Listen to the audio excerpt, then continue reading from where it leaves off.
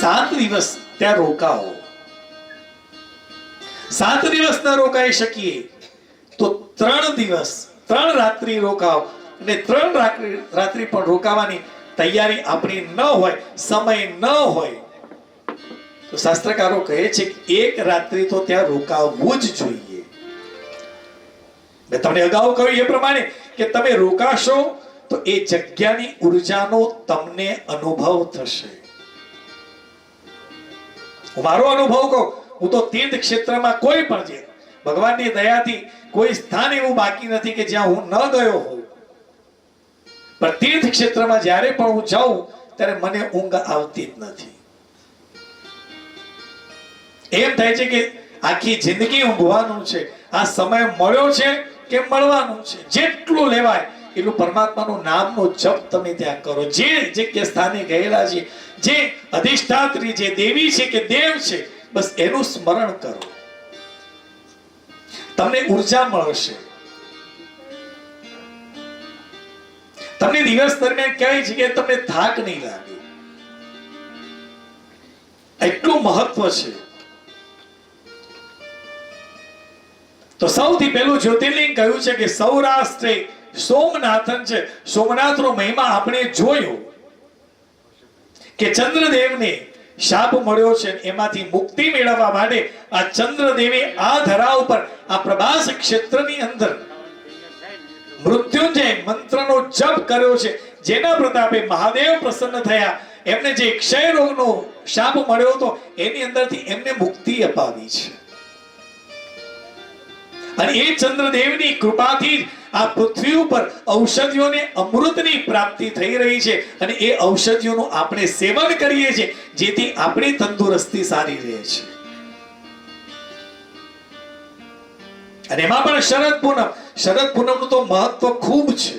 જો ગઈકાલે તમે મંદિરમાં આવ્યા હોત તો તમને ખબર પડત કે કેટલા લોકો બહાર બેસીને મંત્ર જાપ કરી રહેલા છે. જે જગ્યા મળી ત્યાં બેસીને મંત્ર જાપ ચાલુ છે. મહત્વ છે, દરેક સ્થાનનું મહત્વ છે. દરેક જગ્યાએ ખાલી ફરવા માટે નહીં જવાનું. કોઈ પણ જગ્યાએ જઈએ ને એ જગ્યાએ જતા પહેલા એનો અભ્યાસ કરો અને પછી જાઓ, તો તમને વિશેષ આનંદની અનુભૂતિ થશે.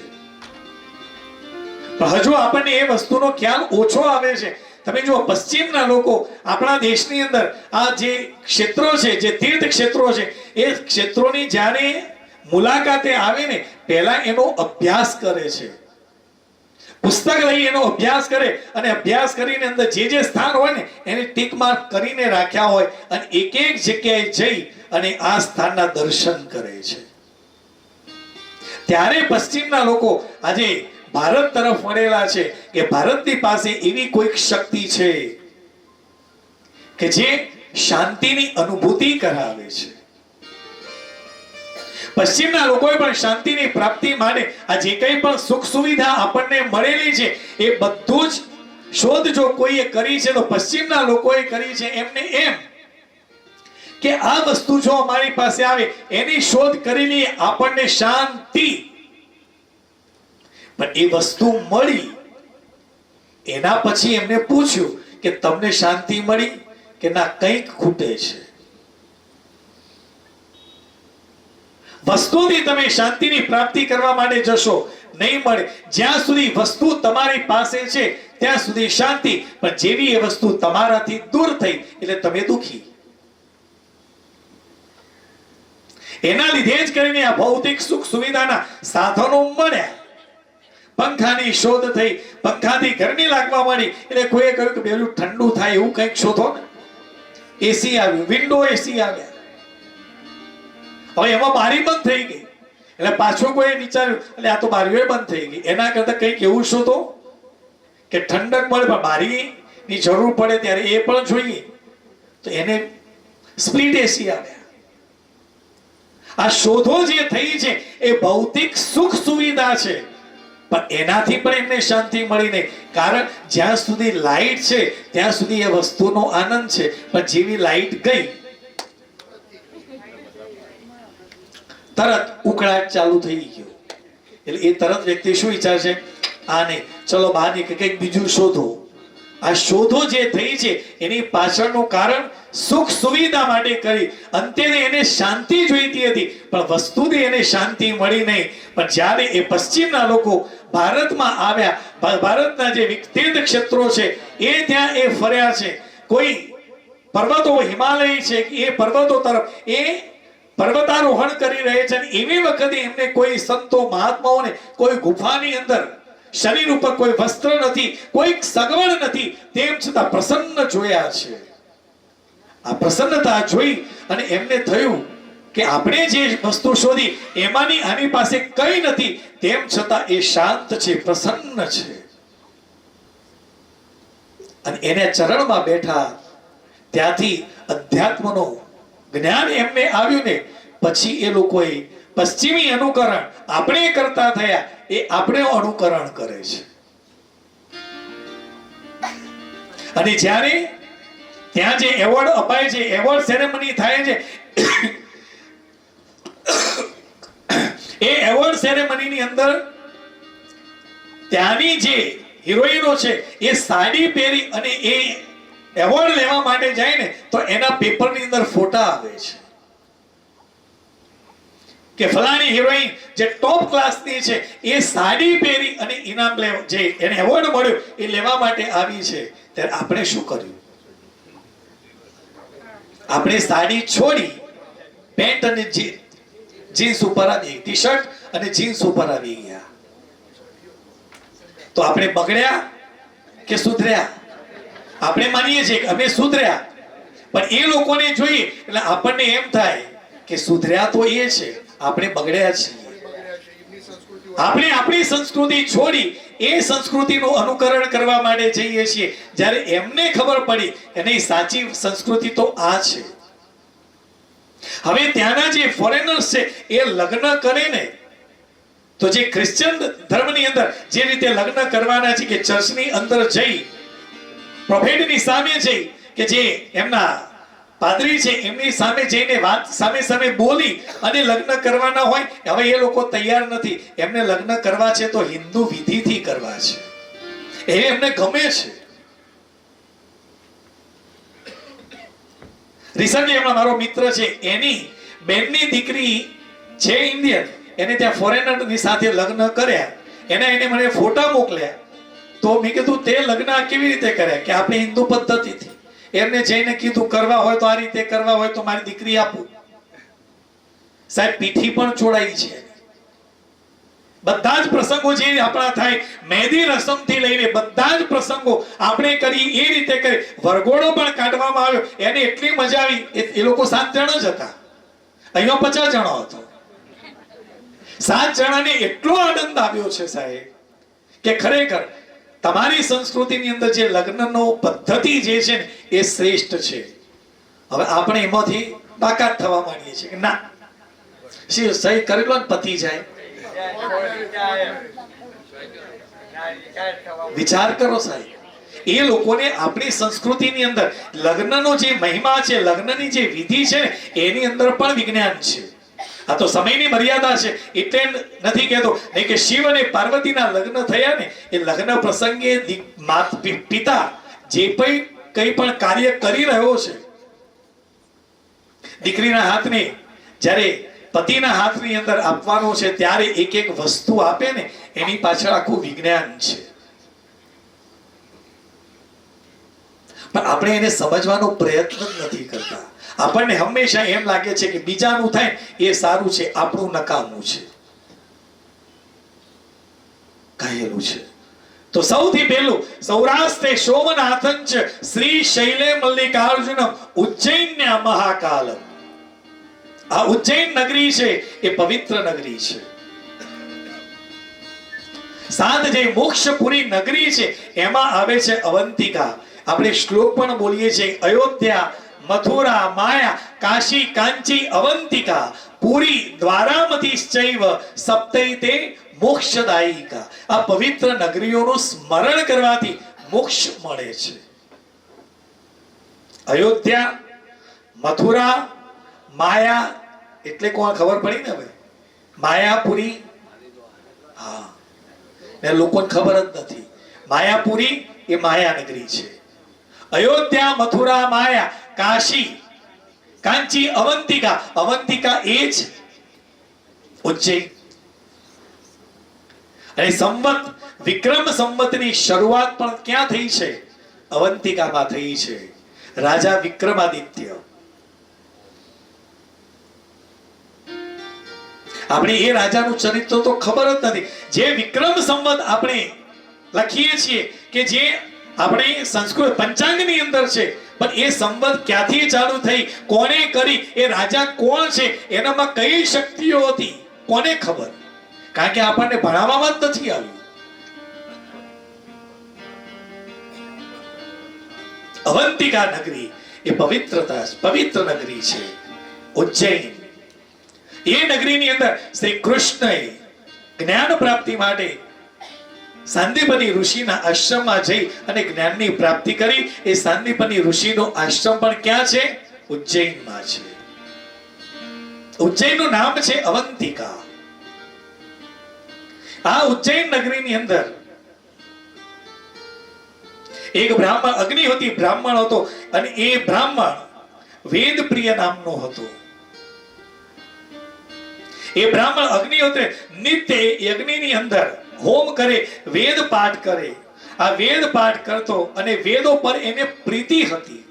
વેદને ટકાવ્યો છે કોણે? બ્રાહ્મણે. આ વેદ પ્રિય જે બ્રાહ્મણ છે એને 4 પુત્ર છે. 4 પુત્રના નામ છે દેવપ્રિય, પ્રિયમેઘા, સુકૃત, ધર્મકર્તા, સુવ્રત. એના 4 દીકરાઓ છે. દીકરાઓના નામ પણ સુંદર છે.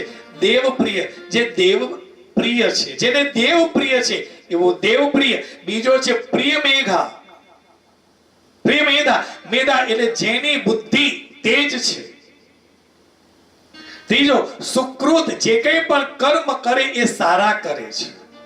અને ચોથો છે ધર્મ કરતા સુવ્રત, જેને વ્રત પ્રિય છે, જેને વ્રત કરવું ગમે છે, એવો છે દીકરો ચોથો સુવ્રત. આ 4 પુત્રો જેવા વૈદિક કર્મ કરવા વાળા અને 4 પુત્રો અને આ પિતા, આ 5 જણ છે ને એ મહાદેવની ખૂબ સેવા કરે છે, ખૂબ પૂજા કરે છે. આ બ્રાહ્મણના તેજથી અવંતિકા નગરી એટલી બધી પ્રકાશિત હતી કે કોઈ પણ વ્યક્તિ આ અવંતિકા નગરી ઉપર ખોટી નજરે જોતો નહીં. કોઈ રાક્ષસ કે કોઈ રાજા આ નગરી ઉપર હુમલો કરતો નહીં. એટલું તેજ હતું આ 5 બ્રાહ્મણોમાં. પણ એક વખત રતમાલ પર્વત પર એક દૂષણ દૈત્ય નિવાસ કરતો હતો, જેને બ્રહ્માજીનું તપ કર્યું છે, બ્રહ્માજીને પ્રસન્ન કર્યા અને વરદાન પ્રાપ્ત કર્યું છે કે હું બધા જ રાજાઓને હરાવી અને બધાને જે રાજા રજવાડા છે એ બધા હું મારા કરું. પ્રાપ્ત કર્યા પછી આ દૂષણ જે છે, દૈત્ય જે છે, એ મનુષ્યને ખૂબ કષ્ટ આપતો. અવંતિકાની આજુબાજુના બધા જ ને નગરો હતા, રાજ્યો હતા, બધા એને જીતેલા હતા, પણ અવંતિકા ઉપર એ હુમલો કરી શકતો નહોતો. એને ડર હતો. આ અસુર વેદ ધર્મ ઉપર સતત પ્રહાર કરતો હતો. જે કોઈ વેદનું જ્ઞાન પ્રાપ્ત કરવા જતો હોય ને એને મારવાનું કામ કરે. સમાજને જો ખોટા દિશા તરફ લઈ જવો હોય તો પહેલું કહ્યું છે કે બ્રાહ્મણને ખતમ કરો. બ્રાહ્મણ ખતમ થશે તો જ સમાજ તૂટશે. અને અત્યારે એ જ થઈ રહ્યું છે. કારણ કે આ 5 જે પિતા અને 4 પુત્ર, આ 4 પુત્રો સહિત પિતાજી સતત શિવની મનો પ્રકાશ, એનું તેજ એટલું બધું હતું કે કોઈ એ અવંતિકા ઉપર નજર કરતા પણ ડર લાગતો હતો. આ 5 જણને લીધે કરી અને અવંતિકા નગરી સુરક્ષિત હતી. એક દિવસ આ વેદપ્રિય બ્રાહ્મણ પોતાના પુત્રોને લઈ અને શિવ પૂજા કરી રહ્યો હતો. પાર્થેશ્વરનું લિંગ બનાવ્યું છે અને દરરોજ પાર્થેશ્વરની પૂજા કરે છે.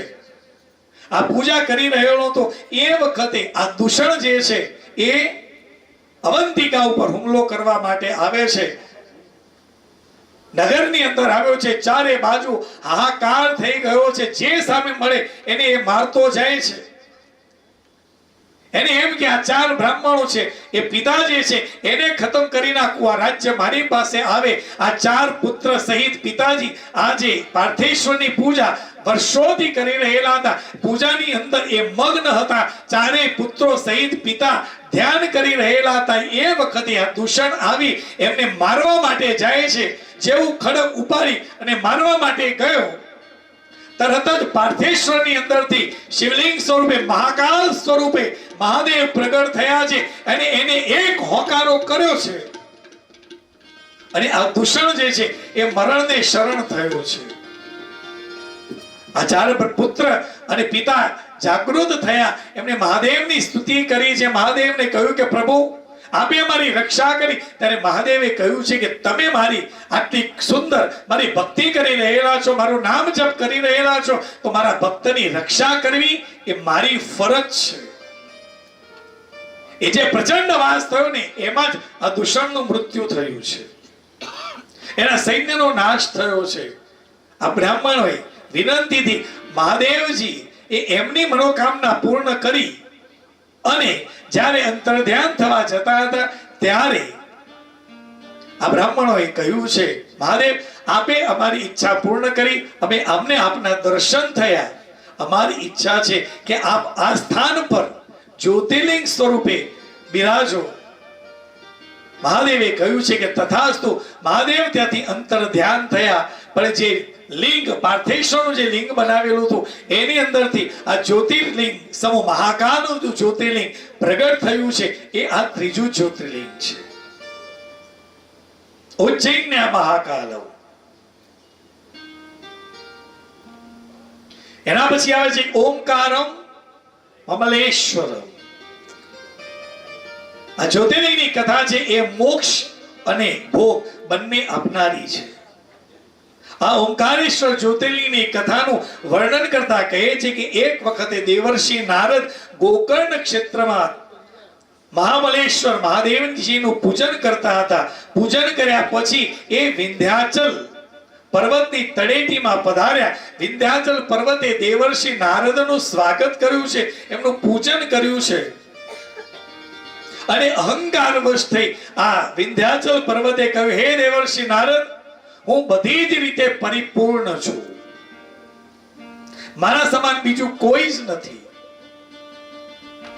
આવું જ્યાં વિંધ્યાચલે કહ્યું ત્યારે દેવર્ષિ નારદે કહ્યું છે, તું ભલે બધી રીતે પૂર્ણ હોય પણ તારો વિસ્તાર નથી. તને કોઈ ઓળખતું નથી. વિસ્તાર એટલે શું? તારા સંબંધો નથી.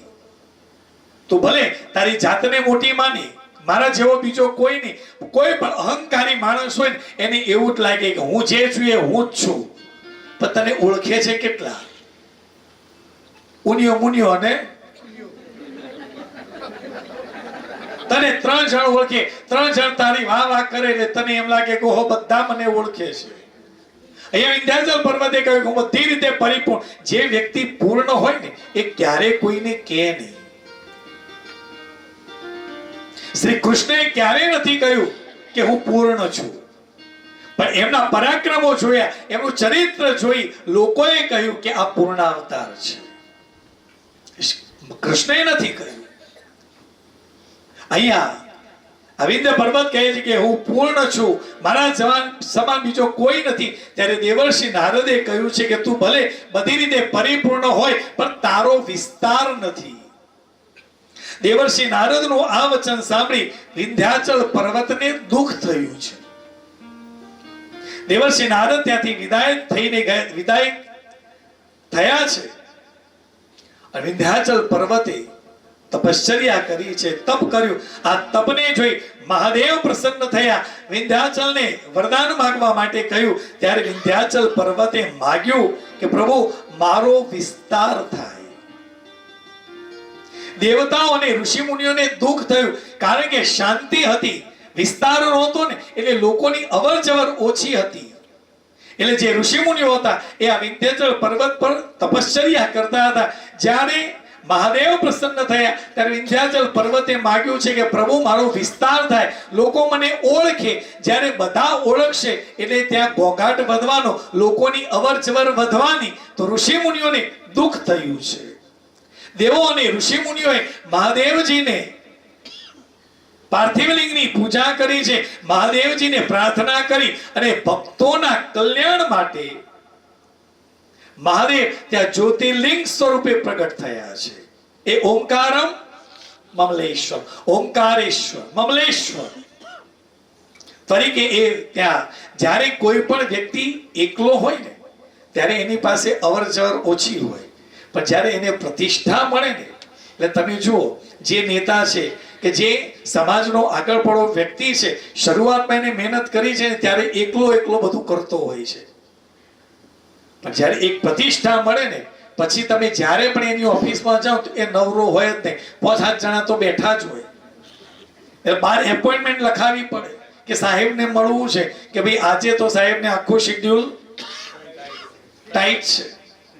અમારા ડીએમ સાહેબને એવું જ થયું છે. આ પહેલી કથા છે કે હું આયા નથી, કારણ કે હવે કામ એટલું બધું આવ્યું છે ને, તો બેંકના ચેરમેન બન્યા પછી તો ક્યાં નવરા હોય. મેં રહીબેનને કીધું કેમ એકલા આવ્યા, સાહેબ નથી આવ્યા કે ના સાહેબ ટાઈમ કયો છે. બસ આ જ વસ્તુ છે. જ્યારે વિસ્તાર થાય ને પછી એ વ્યક્તિ ઘરમાં જ સમય ઓછો આપી શકે. વિસ્તાર થાય એટલે એ વ્યક્તિ ક્યારે શાંત ન રહી શકે. શાંતિથી આમ થાય કે 2-2.5 કલાક શાંતિથી બેસવું શક્ય જ નથી. કોઈક ને કોઈક તો ઊભું જ હોય. ઋષિ મુનિઓને દુઃખ થયું છે કે પ્રભુ અમારી શાંતિ ગવાશે, અને એ સ્થાન ઉપર મહાદેવ જ્યોતિર્લિંગ સ્વરૂપે બિરાજ્યા છે, વિદ્યમાન થયું છે. પૂર્વે મહાદેવજીનું એક લિંગ તો હતું જ, ઓમકારેશ્વર. પણ ભક્તજનોના કલ્યાણ માટે મહાદેવજી જ્યોતિર્લિંગ સ્વરૂપે બિરાજ્યા છે. ત્યાં 2 લિંગ છે, એક પ્રણવ ઓમકાર અને બીજું સદાશિવ ઓમકાર, એ અમલેશ્વર. બંને સામે સામે કિનારે એક મંદિર છે. ત્યાં જજો, એ જ્યોતિર્લિંગની પૂજા કરવાનો અધિકાર છે. હજુ આવી દરવાજાઓ કે બધું બંધ થયું નથી.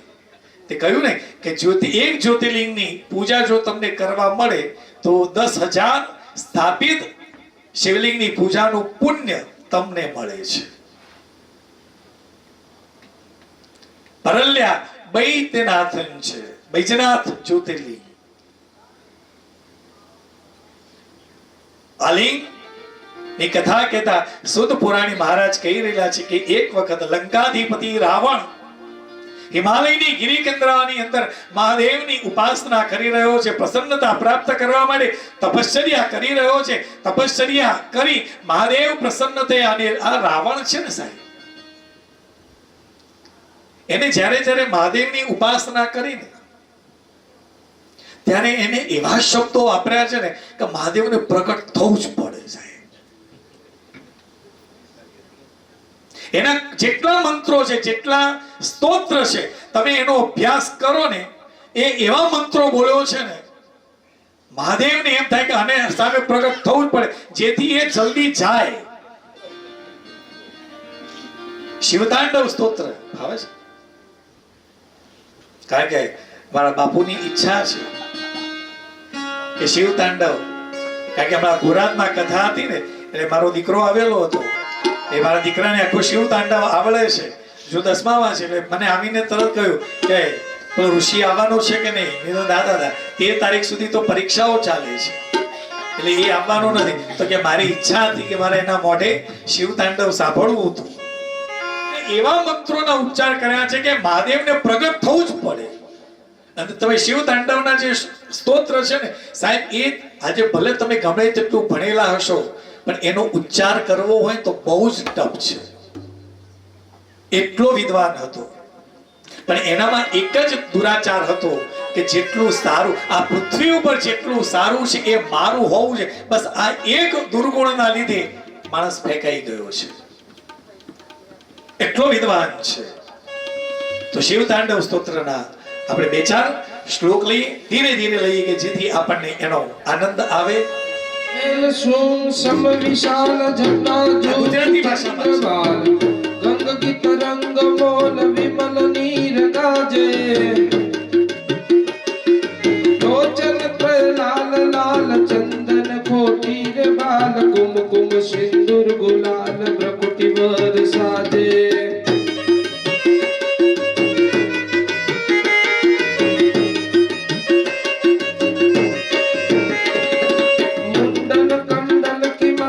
विषहत हृदय खुशाल कटिक जाल रुद्रमाल हृदय याल राजे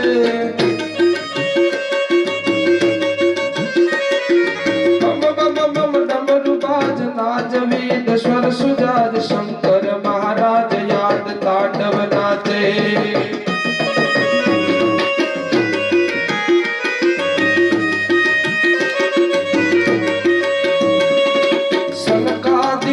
समाज प्रबुद्धि मीन देवराज पाणी मुनि मन विसाज रिद्धि सिद्धि दाने प्रथम विष ओम वर्ण से को उच्चार अक्षर स्वर निराकार वैखरी सुवानी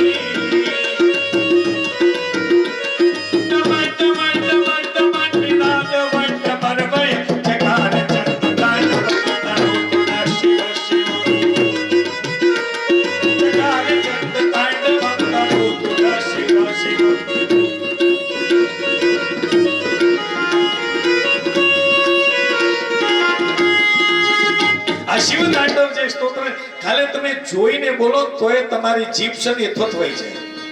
સતત આનો શું કરવો પડે છે? પ્રયત્ન સતત તમારે એનો અભ્યાસ કરવો પડે. પણ જે વ્યક્તિને આ બોલતા આવી જાય સાહેબ, જીવનની અંદર કોઈ દિવસ જીભ આડી અવળી થાય થોથવાય જ નહીં, સ્પષ્ટ ઉચ્ચાર થઈ જાય. કઈ એનો લય જ એવો છે ને. આ રીતે જ્યારે રાવણ હિમાલયની ગિરિકંદરાઓની અંદર છે અને જ્યારે આવા સ્તોત્ર બોલે ને મહાદેવ તરત પ્રગટ થાય. આમ ભારે તમે જુઓ, આ ઉચ્ચાર જ્યારે કરો ને તમારા શરીરની અંદર ગરમી પેદા થાય છે. આખા હિમાલયની અંદર જે ઠંડક છે ને એ આખું વાતાવરણ ગરમાવા લાગે ને એટલે મહાદેવ તરત પ્રસન્ન થાય. બોલ શું જોઈએ છે? આ દરરોજ આ હિમાલયની અંદર છે અને ગિરિકંદરાઓની અંદર રાવણ તપશ્ચર્યા કરે છે. ઉગ્ર તપશ્ચર્યા કરી છે. જેવી માં પાર્વતીએ કરી છે એવી જ તપશ્ચર્યા રાવણે કરી છે. મહાદેવ પ્રસન્ન થયા અને મહાદેવને કહે પ્રસન્ન થયા. મહાદેવ કહ્યું છે કે બોલો શું જોઈએ, વરદાન માંગ. ત્યારે રાવણે કહ્યું છે કે પ્રભુ તમે પ્રસન્ન થયા છો ને એક ઈચ્છા છે કે આપ મારી સાથે લંકા ચાલો, મારે આપને ત્યાં પધરાવી જવા છે. હવે માગ્યું તો ભગવાન ના તો કોઈને પાડતા જ નથી. મહાદેવને ખબર છે મારો ભક્ત ખરો, પણ એમાં એક દોષ છે. મહાદેવે કહ્યું છે કે ઠીક છે હું તારી સાથે આવું. લે શિવલિંગ મહાદેવે રાવણને આપ્યું છે. આપી અને જા આ લઈ અને તું તારા નગરની અંદર તું સ્થાપના કરજે, હું ત્યાં આવીશ. રાવણ પ્રસન્ન થયો છે કે પ્રભુએ મને જ્યોતિર્લિંગ સમ એવું શિવલિંગ મહાદેવે એમના હાથે મને આપ્યું છે, લઈને જઈ રહ્યો છે. ત્યારે મહાદેવે કહ્યું છે કે ઉભો રહે, એક વાત યાદ રાખજે. શું? આ શિવલિંગ લઈને તું જઈ રહ્યો છે, જા તું લંકામાં જઈને એની સ્થાપના કર. પણ આ લઈને જઈ રહ્યો છે, રસ્તામાં કોઈ જગ્યાએ તું આ શિવલિંગ જો મૂકીશ તો પછી હું ત્યાં સ્થિર થઈ જઈશ. રાવણને પોતાની શક્તિ ઉપર એને અહંકાર મૂકવાની વાત ક્યાં છે? હું લઈ જઈશ. મહાદેવે જ્યારે શિવલિંગ આપ્યું ને ત્યારે એનું વજન ઓછું હતું. રાવણ જ્યારે લઈને નીકળ્યો ને એ જેમ જેમ આગળ જાય છે એમ આ શિવલિંગનું વજન વધી રહ્યું છે. મેં કહ્યું ને આ અહંકાર છે ને સાહેબ મારી નાખે છે તમને. એને પોતાની શક્તિ ઉપર અહંકાર, અભિમાન છે. મારા જેવો શક્તિશાળી કોઈ નહીં, તાકાતવર કોઈ નહીં. આ શિવલિંગ લઈને જઈ રહ્યો છે, રસ્તામાં ક્યાંય એને મૂકવાનું નથી. લંકા તરફ પ્રયાણ કરી રહ્યો છે. આ સદાશિવની માયાથી મોહિત થયેલો આ રાવણ, એને ખબર નહીં કે શું થવાનું છે. પણ આ માયાના પ્રભાવે માયાનો પ્રભાવ જે રાવણ ઉપર પડ્યો છે, રાવણને લઘુશંકા જવાની ઈચ્છા થઈ છે. શિવલિંગ લઈને જઈ રહ્યો છે, હવે શું કરું? લઘુશંકા માટે જવાની ઈચ્છા છે. હવે શિવલિંગને નીચે મુકાય નહીં અને સાથે લઈને જવાય નહીં. આ તો દ્વિધા આવી ગઈ. ત્યારે રાવણે જોયું કે વનની અંદર એક ગોવાળિયો હતો, એ પોતાની ગાયો ચરાવતો હતો. એને જોયો છે અને એને કહ્યું કે ભાઈ અહીંયા એક કામ કર, આ શિવલિંગને તું પકડ, હું લઘુશંકા કરીને હાલ આવું છું, પછી હું તારી હાથમાંથી આ શિવલિંગ લઈ લઈશ. પણ એક વાત યાદ રાખજે કે આ શિવલિંગને તું નીચે ન મૂકતો. આવું કહ્યું. ગોવાળિયાએ કહ્યું છે ઠીક છે, લાવો. ગોવાળિયાના હાથની અંદર આ શિવલિંગ આપ્યું, એ લઈને ઊભો છે. આ બાજુ રાવણ એ કાર્ય કરવા માટે ગયો, પણ એ કાર્ય કરીને આપવામાં સમય લાગ્યો છે. આ બાજુ શિવલિંગનું વજન વધી રહ્યું છે. આ ગોવાળિયાથી એ વજન સહન થયું નહીં, અને આ ગોવાળિયાએ રાવણ આવે એ પહેલા આ શિવલિંગ છે જે જગ્યાએ મૂક્યું ત્યાં સુસ્થિર થઈ ગયું છે. રાવણે આવીને જોયું કે ગોવાળિયાના હાથમાં આ શિવલિંગ હતું નહીં, એની શિવલિંગને નીચે મૂકી દીધેલું હતું. હવે મુહૂર્ત વીતી ગયું, સમય ગયો, અલજીલ વજન વધ્યું, એનાથી આ ગોવાળિયા છે શિવલિંગ નીચે મૂક્યું. એ આ વૈજનાથનું શિવલિંગ છે. રાવણે ત્યાં જ સ્થાપના કરી અને એ પાછો લંકામાં ચાલ્યો ગયો છે. એ જ્યોતિર્લિંગ સ્વરૂપે મહાદેવ વૈજનાથ તરીકે ત્યાં બિરાજમાન થયા છે. રાવણે ત્યાં શિવ પૂજન કર્યું છે અને ત્યાંથી લંકા તરફ પ્રસ્થાન કર્યું છે. આ જ્યોતિર્લિંગ, ચોથું જે જ્યોતિર્લિંગ છે એની કથા છે વૈજનાથ. એના પછી આવે છે પરલ્યા વૈજનાથં ચ ડાકિન્ય ભીમશંકર. ભીમાશંકર નામના જ્યોતિર્લિંગની કથા એવી સુત પુરાણી વર્ણન કરી રહેલા છે કે આ કથા કુંભકર્ણના પુત્ર સાથે જોડાયેલી છે. આ કુંભકર્ણ અને રાવણ બંને ભાઈઓ છે, બંને શિવના ભક્તો છે. કુંભકર્ણ અને કર્ટકીનો પુત્ર છે ભીમ.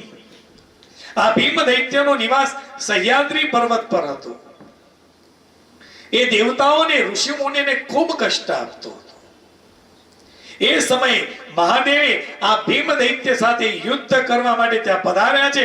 મહાદેવજીએ પોતાના વિજય નામના ત્રિશૂળથી આ ભીમ દૈત્યને માર્યો. મૃત્યુ સમયે આ અસુરે મહાદેવના દર્શન કર્યા છે. મહાદેવની દર્શન કર્યા, મહાદેવને પ્રાર્થના કરી છે અને આ ભોળાનાથ ભક્તજનોના કલ્યાણ માટે જ્યોતિર્લિંગ સ્વરૂપે ત્યાં બિરાજમાન થયા છે. આ ભીમના કહેવાથી ત્યાં બિરાજમાન થયા એ ભીમાશંકર છે. કારણ કે એને મારે એને મુક્તિ તો આપવાની છે, કારણ કે એને પરમાત્માના દર્શન થઈ ગયા. પ્રભુ મને આપના દર્શન થઈ ગયા, તો આ ધરા ઉપર આપ જ્યોતિર્લિંગ સ્વરૂપે બિરાજમાન થાઓ, જેથી આવનારા સમયની અંદર લોકોને તમારા દર્શનનો લાભ મળે. ડાકિન્યા ભીમશંકરમ સેતુ બંધેતુ રામેશમ. રામેશમ રામેશ્વર મહાદેવની સ્થાપના રામે પોતે કરી છે. સીતાજીની શોધમાં ગયેલા છે, સમુદ્ર કિનારે આવ્યા, સમુદ્રને આજ્ઞા કરી છે કે માર્ગ કરી આપ. માર્ગ કરી આપ્યો નહીં. રામજી પોતાનું જે ધનુષ્ય હતું એના ઉપર બાણ ચડાવી સમુદ્રને મારવા માટે જાય છે. સમુદ્ર આવી અને માફી માંગી છે. આ કાર્ય કરવા માટે જવું છે ત્યારે રામના આરાધ્ય છે મહાદેવ રામેશ્વર. રામેશ્વર મહાદેવની સ્થાપના માટીમાંથી શિવલિંગ બનાવ્યું છે, એની પૂજા કરી છે, અર્ચન કર્યું છે અને કહ્યું છે કે પ્રભુ આ કાર્ય માટે હું જઈ રહ્યો છું, એ કાર્યની અંદર મારો વિજય થાય એ માટે રામેશ્વરની સ્થાપના કરી છે. એ પણ ખૂબ સુંદર પવિત્ર જગ્યા છે. રામેશ્વર મહાદેવના મંદિરમાં જાઓ ને, એટલું વિશાળ મંદિર છે. જો તમને ખબર ન પડી કયા દરવાજેથી ઘૂસ્યા, એ જો ધ્યાન ન રાખ્યું ને તો ફરતા થઈ જાઓ. કોઈ કોઈને મળે જ નહીં. દક્ષિણ ભારતની અંદર તો ત્યાં મહત્વ છે. રામેશ્વરના દર્શન કરવા જઈએ ત્યારે બાજુમાં અગ્નિકુંડ સમુદ્ર છે, એ સમુદ્રની અંદર સ્નાન કરી અને પછી ભીના કપડે મહાદેવના દર્શન કરવાના છે. એ દર્શન ખૂબ સુંદર મંદિર છે, વિશાળ બહુ મોટું મંદિર છે અને બહુ પૌરાણિક છે. રામેશ્વર મહાદેવની સ્થાપના ત્યાં કરી છે અને રામ યુદ્ધ માટે ગયા, વિજય પ્રાપ્ત કર્યો છે. સીતાને પાછા રાવણની સાથે યુદ્ધ કરી રાવણને માર્યો અને લઈને આવેલા છે. એ કથા આપણને ખબર છે, પણ બીજા ગ્રંથો જે રામાયણ જે છે, દક્ષિણ ભારતનું જે રામાયણ જે લખાયું છે એની અંદર આખી વાત અલગ છે. કે જ્યારે રામેશ્વર મંદિરની સ્થાપના કરી, શિવલિંગની સ્થાપના કરી, હવે એના માટે પૂજા તો કરવી જ પડે. વિદ્વાન બ્રાહ્મણોને બોલાવવા. હવે એ વખતે રાવણથી વિદ્વાન બીજું કોઈ નથી. ત્યારે રામજીએ રાવણને આચાર્ય પદે બેસાડ્યા છે કે તમે મને પૂજા કરાવડાવો. હવે જ્યારે રામેશ્વર મહાદેવની સ્થાપના કરવાની છે તો સ્થાપના કરવાની હોય તો જોડામાં બેસવું પડે. એકલા તો બેસાય. રામજી એકલા હતા. જ્યારે આચાર્ય પદે રાવણની નિયુક્તિ કરવામાં આવી, રાવણ જ્યારે એ પૂજા વિધિ કરાવવા માટે આવ્યો છે ને, એ રામાયણની અંદર કદંબ રામાયણ જે છે દક્ષિણ ભારતનું, એની અંદર કથા એવી છે કે જ્યારે આચાર્ય પદ તરીકે જ્યારે પૂજા કરાવવા માટે આવે છે ને, તો રાવણ સીતાજીને લઈને આવે છે. દુશ્મની છે એ છે, પણ મારું જે કર્મ છે એ હું જે રીતે થતું હશે એ રીતે જ કરાવીશ. સીતાજીને લઈને આવ્યા છે. રામ અને સીતાએ બંને સાથે બેસી રામેશ્વરની સ્થાપના કરી, પૂજા વિધિ બધું જ સંપન્ન કર્યું. દક્ષિણા રૂપે જે આપવાનું હતું એ રામે રાવણને આપ્યું. અને જ્યારે રાવણ ત્યાંથી વિદાય થવા જાય છે ત્યારે રાવણે કહ્યું છે કે માં, પાછા વિમાનમાં બેસો, પાછા ચલો લંકા. વિચાર કરો સાહેબ, દુશ્મની પણ કરવી તો રાવણ જેવી કરવી. આ ચરિત્રો તમે વાંચો, આપણે એમ થાય કે આપણે કેટલું બધું ઓકળાથી ઓકળા મેળવીએ છીએ. રામ જ્યારે રાવણ સાથે, રાવણને ખબર છે કે મારું મૃત્યુ નિશ્ચિત છે. રાવણને પણ ખબર છે કે આ ઈશ્વર છે, પણ તેમ છતાં સીતાજીને લઈને આવીને સીતાને પાછા લઈ જાય છે. રામજીએ સમુદ્ર ઉપર સેતુ બાંધ્યો. રામે રાવણ સાથે યુદ્ધ કર્યું, રાવણને માર્યો છે. વળતા રામેશ્વરની ફરીથી પૂજા કરી છે. આ રામેશ્વર શું છે? રામચરિત માનસની અંદર, કારણ કે આ બંને એકબીજાના આરાધ્ય છે. શિવનું આરાધ્ય રામ છે અને રામના આરાધ્ય શિવ છે. રામ ઈશ્વર, રામસ્ય ઈશ્વર રામેશ્વર. રામના જે ઈશ્વર એ રામેશ્વર, અને રામ એવ ઈશ્વર, રામ જેના ઈશ્વર છે એવા મહાદેવ, એવા રામેશ્વરની સ્થાપના કરી છે. રામેશ્વરની ચર્ચા આમ તો રામાયણની અંદર આવે. હવે એકાદ વખત એવું રાખીએ, રામાયણ રાખીએ.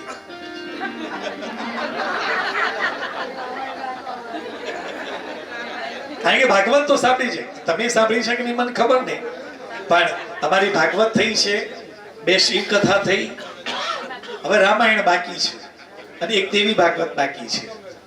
પણ દેવી ભાગવત કરીએ એ પહેલા કહેવાય ને કે પહેલા ભાગવતનો અભ્યાસ કરેલો હોવો જોઈએ, શિવપુરાણનો અભ્યાસ કરેલો હોય, રામાયણનો અભ્યાસ કર્યો હોય, અને પછી તમે દેવી ભાગવતમાં આવો તો તમને કંઈક ટપ્પો પડે, બાકી સમજણ પડે નહીં. આવી રીતે કથા ચાલતી હોય અને તમે 10 મિનિટ માટે બહાર જઈ, કોઈનો ફોન આવ્યો, તમે જઈને આવો ને ત્યાં સુધી વાર્તા બદલાઈ ગઈ હોય, ખબર જ ના પડે કે આ કેરેક્ટર ક્યાંથી ક્યાં જતું રહ્યું.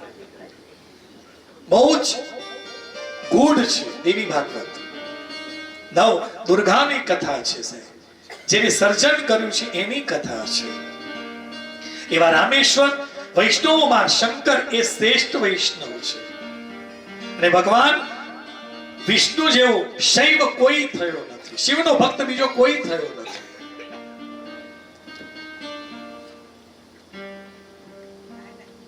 અને રામચરિત માનસની અંદર જ ભગવાન વિષ્ણુએ કહ્યું છે કે શિવ દ્રોહી મમ ભક્ત કહાવા, જો નર સપને હું મોહી ન પાવા. નારાયણ કહે છે કે જો કોઈ પણ વ્યક્તિ શિવનો દ્રોહ કરશે ને તો સ્વપ્નમાં પણ એ મને પ્રાપ્ત નહીં કરી શકે. મારી પાસે આવવું છે, વૈકુંઠમાં આવવું છે, તો એના માટે વિઝા જે છે ને એ શિવ આપે છે. તમારા પાસપોર્ટની અંદર સિક્કો કોણ મારે? મહાદેવ મારે ને તો જ વૈકુંઠમાં વાસ થાય, બાકી ન થાય. કારણ કે રામચરિતમાનસમાં ભગવાન નારાયણે કહ્યું છે કે શિવદ્રોહી મમ ભક્ત કહાવા, જો નર સપને હું મોહી ન પાવે, શંકર વિમુખ ભક્તિ ચહમોરી સો નર અભી મૂઢમતી ધોરી. એ શિવદ્રોહી છે. જે શિવનો દ્રોહ કરે એ મને ક્યારેય પ્રાપ્ત નહીં કરી શકે. આ બંને એકબીજાના આરાધ્ય છે.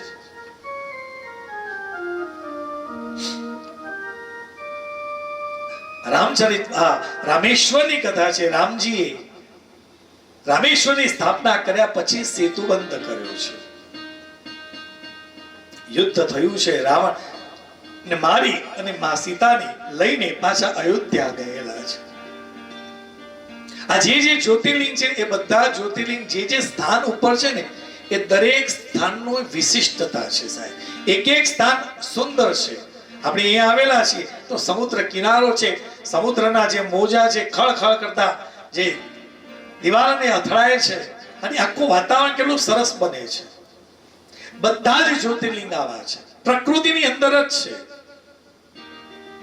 પણ જ્યારે દર્શન કરવા માટે જાઓ ને તો એ પ્રકૃતિના દર્શન કરશો ને ત્યાં પણ તમને મહાદેવના દર્શન થશે.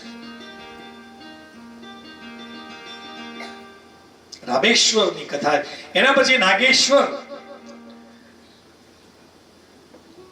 ની કથા આવે છે. પૂર્વ દારૂકા નામની એક રાક્ષસી માં જગદંબાની પરમ ભક્ત હતી. માતાજીના વરદાનથી એને વનનું નિર્માણ કર્યું હતું, જેને દારૂક વન તરીકે ઓળખાયું છે. હવે આ દારૂકાને એવું વરદાન હતું કે એ વનને જ્યાં ઈચ્છે ને ત્યાં લઈ જઈ શકે. જ્યાં જાય ને, જે વનને જ્યાં જવું હોય ત્યાં એ લઈને જઈ શકે. મારે અહીંથી આ જગ્યા છોડીને બીજે જવું છે તો જઈ શકે. એને વરદાન હતું. તો એવું તો હોતું હશે મારે? આ તો ક્યાં જમીનના ટુકડા હતા ઉપાડી જવાના. લોજિકલી આપણે એ માનવા, આપણું બુદ્ધિ એ માનવા તૈયાર નથી. પણ એની પાછળનું કહેવાનું તાત્પર્ય છે કે આ દારૂકા રાક્ષસી એવી હતી, જ્યાં જાય ને ત્યાં સંસાર ઉભો કરી દેતી હતી. કેટલાક લોકો એવા હોય છે કે ભાઈ સંસાર ત્યાગી દો, બસ સાધુ બની જાઓ એટલે શાંતિ. ભગવા પહેરીને નીકળી ગયા. કોઈક આશ્રમ બનાવી દીધો, જંગલમાં જે વનની અંદર આશ્રમ બનાવ્યો. હવે ત્યાં આશ્રમ બનાવ્યા પછી ઘર ચલાવવા માટે કોક તો જોશે, કોણ ખવડાવશે? એટલે પાછું ત્યાં શું કરવું પડે? સંસાર તો ઉભો કરવો જ પડે. મારા ભક્તોને બોલાવવા પડે. આ ભક્તો આવે કે બાપજી આવામાં રહો છો તો કરશો શું જીવન ચલાવવા માટે? તો બાપજી એક કામ કરું, એક ગાય આપું. એટલે ભક્ત છે એક ગાય આપે. એટલે પેલો જે કામ કરતો હતો કરવા, ઉદ્ધાર, પોતાના જીવનો ઉદ્ધાર કરવા માટે ગયો છે, મારે બીજું કશું નથી કરવું. આ ભક્તએ ગાય આપી એટલે ગાયને ચરાવવાનું કોમ પાછું એના માથે આવ્યું. ગાયને ચરાવવાની છે, એને ઘાસ આપવાનું છે, એટલે એના માટે પાછું શું જોઈએ? ખેતર જોઈએ.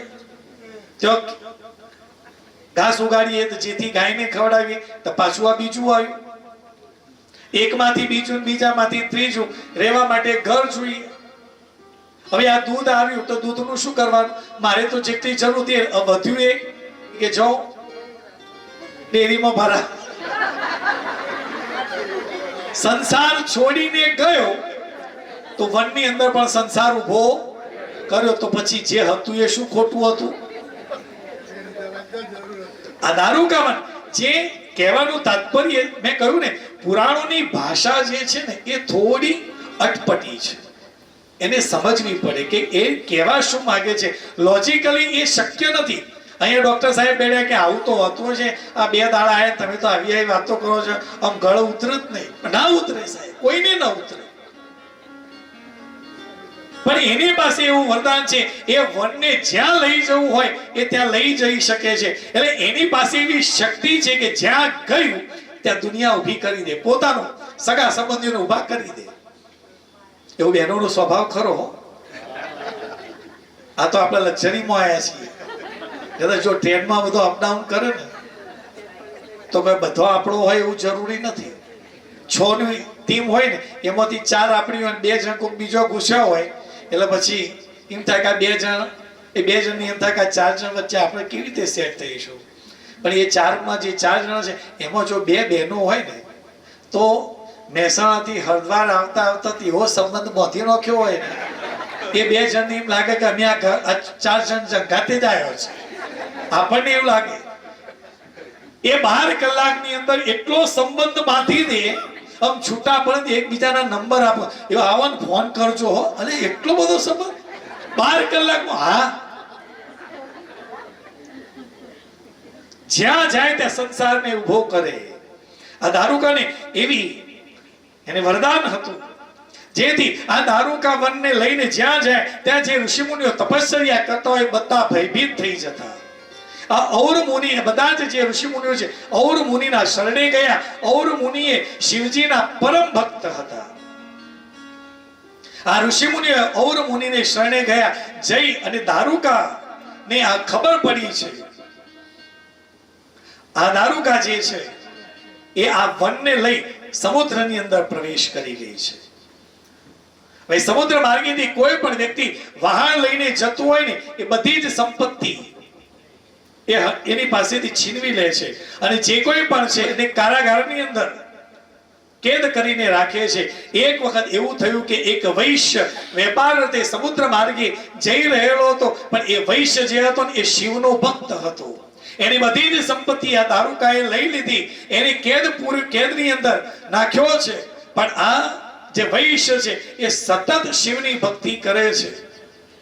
જેલની અંદર એ કેદ હતો તેમ છતાં એને કારાગારની અંદર પણ પાર્થેશ્વરની પૂજા કરી છે, મહાદેવની સ્તુતિ કરી છે. આ સુપ્રિય વૈશ્ય મહાદેવની સ્તુતિ કરી એ સમય એ ભૂમિમાંથી ભગવાન શંકર શિવજી મંદિર સહિત ત્યાં પ્રગટ થયા છે. આ મહાદેવજી આ સુપાત્ર આ સુપ્રિય વૈશ્ય જે છે એને પાશુપત અસ્ત્ર આપ્યું છે. આ વરદાન આપતા સદાશિવ બોલ્યા છે કે 4 વર્ણના લોકો આ વનની અંદર નિવાસ કરી શકશે. હવે તમને કોઈ રાક્ષસીનો ભય રહેશે નહીં. આ ઋષિમુનિઓ આ શિવના નામનો પ્રચાર કરી રહેલા છે ત્યારે આ દારૂકા રાક્ષસીએ માં પાર્વતીની જે ભક્ત હતી એ ઉમાદેવીના શરણે ગઈ છે. ઉમાદેવીને કહ્યું છે કે માં તમે મારા વંશનું રક્ષણ કરો. માં ઉમાદેવીએ મહાદેવજીને કહ્યું છે ભલે દારૂકા રાક્ષસી એના પરિવાર સાથે ત્યાં નિવાસ કરે પણ પ્રભુ આપ ત્યાં જ્યોતિર્લિંગ સ્વરૂપે સ્થિર થાવ. આજે માં પાર્વતીએ કહ્યું છે આ ભક્તજનોના કલ્યાણ માટે મહાદેવ ત્યાં જ્યોતિર્લિંગ સ્વરૂપે બિરાજમાન થયા છે. એ નાગેશ્વર દારૂકાવને આવતીકાલે આપણે જવાના છીએ. પણ દારૂકા વન જે નાગેશ્વર છે ને એ શાસ્ત્રકારો પણ કહી રહેલા છે કે મોટા ભાગે લોકો દ્વિધામાં છે કે કયું દ્વારિકા વાળું છે કે દક્ષિણમાં ઝારખંડની બાજુમાં એક સ્થાન છે ત્યાં પણ દારૂકા વન છે અને ત્યાં પણ નાગેશ્વર છે. એટલે પછી શાસ્ત્રકારો કહે છે કે બંને મંદિરો મહાદેવના જ છે. આપણે મંદિરના દર્શન કરવામાં જાય છે શું અહીંયા કરીએ અને કોક એટલે આવ મળશે તો ત્યાં જઈશું. પણ દ્વારિકાની અંદર જે નાગેશ્વર છે આમ જોઈએ તો છેલ્લા 50 વર્ષની અંદર જ બન્યું છે. એ મંદિરને બનાવ્યું છે ગુલશન કુમારે. આ જ્યોતિર્લિંગ તો કેટલા વર્ષો પહેલા છે. એટલે શાસ્ત્રકારો જે પુરાતનના જાણકારો છે સંશોધકોનું કહેવું એવું છે કે એ મંદિર જે છે એ ઝારખંડની બાજુમાં જે વન છે ત્યાં આવેલું છે. આ દ્વારકા ઉપરથી આપણે એને દારૂકા વન તરીકે ઓળખીએ છીએ. તો આપણે કાલે જવાના છે દર્શન કરવા. આપણે એ ભાવથી દર્શન કરવાના કે આ જ્યોતિર્લિંગ છે. જેવો મેં કહ્યું ને જેવો ભાવ હશે ને એવું પરમાત્મા પ્રગટ થશે. બોલો નમઃ શિવાય. દારૂકાવને વારાણસ્ય તો વિશ્વેશમ. વારાણસી કઈ કાશી આપણે વાત કરી કાશી નગરી મહાદેવને પ્રિય છે. ત્યાં સાક્ષાત શિવ સદેહ માં પાર્વતી સહિત બિરાજમાન છે. ત્યાંની પણ ઉર્જા જબરજસ્ત છે. જ્ઞાનની નગરી છે સાહેબ. જેને જ્ઞાનની પ્રાપ્તિ કરવી છે એને વારાણસીમાં જવું છે. વારાણસીના નામ 3 છે: વારાણસી, કાશી અને બનારસ. 80 ઘાટ જેટલા મહાત્માઓ થયેલા છે એ બધા જ મહાત્માઓ પહેલા સૌથી પહેલા મહાદેવની ઉપાસના કરી છે. અને મહાદેવ પ્રસન્ન થયા એના પછી એમને કહ્યું છે કે તમે આ ક્ષેત્રમાં જાઓ અને ત્યાં જઈ તમે તમારું કાર્ય કરો. હરિશ્ચંદ્ર ઘાટ છે, તુલસી ઘાટ છે, જેટલા સંતો મહાત્માઓ થયેલા છે ને એ બધાના ઘાટ છે. કાશી વિશ્વનાથના દર્શન કરવા માટે જાઓ તો ગંગાજીની અંદર બોટની અંદર બેસી અને તમે દર્શન કરો તો 80 ઘાટના સાયંકાળે દર્શન કરો. દશાશ્વમેધ ઘાટ ઉપર ગંગાજીની આરતી થાય છે, એ પણ જોવાલાયક છે. ખૂબ સુંદર આરતી થાય છે. મણિકર્ણિકા ઘાટ છે, ત્યાં જે કોઈ પણ વ્યક્તિનું મૃત્યુ થાય રાત દિવસ ત્યાં અગ્નિ સતત પ્રજ્વલિત રહે છે. ત્યાં મૃત્યુંજય મંદિર છે. મૃત્યુંજય મહાદેવનું મંદિર. આપણે મૃત્યુંજયનો જપ કરીએ પણ મૃત્યુંજય મહાદેવનું સ્વરૂપ કયું છે કોઈને ખબર નથી સાહેબ. મૃત્યુંજય મહાદેવનું જે સ્વરૂપના દર્શન કરવા હોય ને તો કાશીમાં જવું પડે. કાશીમાં મૃત્યુંજય મંદિર છે જેની અંદર મહાદેવનું એ સ્વરૂપ છે, જે મૃત્યુંજય દેવ તરીકે એમની પૂજા થાય છે. એમાં મહાદેવ ચતુર્ભુજ સ્વરૂપમાં છે. ચારે હાથની અંદર કળશ છે અને એ કળશથી પોતાના ઉપર અભિષેક કરી રહેલું જે સ્વરૂપ છે એ મૃત્યુંજય મહાદેવનું છે. જ્યારે તમે મૃત્યુંજય મંત્રનો જપ કરો ને ત્યારે એ સ્વરૂપને આંખ આગળ લાવી અને જપ કરો તો એનું ફળ વિશેષ છે. તો કાશીમાં જાઓ તો મૃત્યુંજય મંદિરના દર્શન કરજો. એ સ્થાન છે કે બનારસની અંદર રહેલા જે કોઈ પણ લોકો, એ સિવાય પણ જે લોકો બનારસમાં આવે, કાશીમાં આવે, કોઈ મંત્રની ગ્રહ પીડા હોય, કોઈ મંત્ર જપ કરવાના હોય તો મોટા ભાગના બનારસના પંડિતો જે છે ને આ મૃત્યુંજય મંદિરની અંદર બેસી અને મંત્ર જપ કરે છે. ઘણા બધા શિવલિંગો, બહુ મોટી જગ્યા છે. ત્યાં ધન્વંતરી કૂવો છે અને એ ધન્વંતરી કૂવો જે છે એ કૂવાનું જળ જ્યારે પીવામાં આવે તો કહેવત છે કે એ જળ પીશો ને તો તમને વર્ષ દરમિયાન શરીરની અંદર કોઈ કષ્ટ નહીં થાય, રોગ નહીં થાય. એ કૂવાની અંદરથી પાણી ખેંચી અને આપે એ 3 વખત પીવાનું. 3 વખત સ્વાદ અલગ અલગ હોય છે. એનું મહાત્મ્ય છે અને જ્ઞાનની નગરી છે. મેં કહ્યું ને, જ્યારે સૌથી પહેલી સ્કૂલ ઇંગ્લેન્ડની અંદર લગભગ 1700 કે 1800 ની સાલની અંદર બની, સૌથી પહેલી સ્કૂલ, એ વખતે કાશીની અંદર 4000 ગુરુકુળો હતા. એટલું આપણે એટલા એડવાન્સ હતા એ વખતે. જ્ઞાન આજે પણ તમે જાઓ ને સંસ્કૃતની અંદર શાસ્ત્રાર્થ થાય છે. દરેક ગુરુકુળની અંદર જે વિદ્યાર્થીઓ ભણે ને દર વર્ષે સામે સામે સંસ્કૃતની અંદર ચર્ચા થાય છે. એની અંદર જે વિજય પ્રાપ્ત કરે, જે જીવ વિજય થાય ને એને યોગી સાહેબ જે છે ને એમના હાથે એને એવોર્ડ આપવામાં આવે છે. એટલી વિદ્વત્તા છે સાહેબ. આમ જઈએ તો લાગે કે નહીં, કાશી નગરી છે, પંડિતોની નગરી એટલે કહેલી છે. મોટામાં મોટી યુનિવર્સિટી જે છે ત્યાં છે બનારસ યુનિવર્સિટી, BHU. બધી જ ભાષાઓની અંદર તમારે પારંગત થવું હોય બનારસમાં જાઓ. શ્રેષ્ઠ જગ્યાઓ બધી ત્યાં છે. અને ત્યાં જ્યારે તમે કંઈ પણ બોલતા હો ને તમને એમ હોય કે હું જ્ઞાની છું, જ્ઞાનની ચર્ચા કરવાની હોય તો પહેલા તમારે અભ્યાસ કરીને પછી બોલવાનું, કારણ કે ત્યાં હાલતો ચાલતો માણસ પણ તમારી સામે શાસ્ત્રાર્થ કરવા માટે તૈયાર થઈ જાય છે. એ વખતે આપણને ખબર પડે કે આપણી પાસે એટલું જ્ઞાન નથી.